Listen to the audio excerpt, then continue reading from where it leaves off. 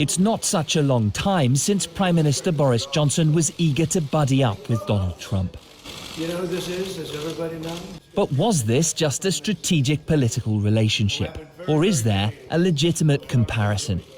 Boris Johnson has often traded on combating the experts, being the voice of the people. In terms of the use of nationalism, in terms of the use of immigration, in terms of those kind of, the dog whistles that we've seen being used by both of them, quite frankly. Great to be with my friend Boris But Boris Johnson was keen to criticise the US president's involvement in the insurrection.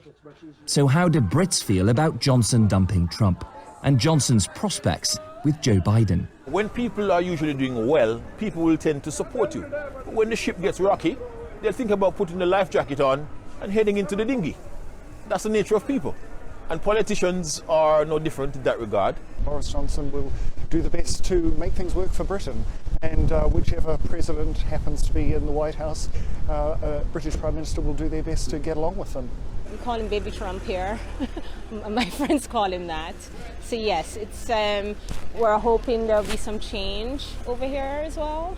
Boris Johnson unreservedly condemned Donald Trump's incitement of the crowd following the attacks on the Capitol building. But that's the first time in 4 years he's been openly critical of the American president. Johnson's challenge now will be to build bridges with the Biden administration to try to bury the hatchet over their political differences. But political commentators in this country say Johnson will struggle to escape the continuum of conservative populism which has swept the West. After tying himself to Trump for 4 years, it's going to be hard to untangle that particular association. So where does this leave Johnson? Where he might find common ground with Biden is COVID-19 recovery. Both men already sharing the same message. And build back better. Then we can start to build back better than before. Build a greener economy. And not just this, Johnson has two cards up his sleeve.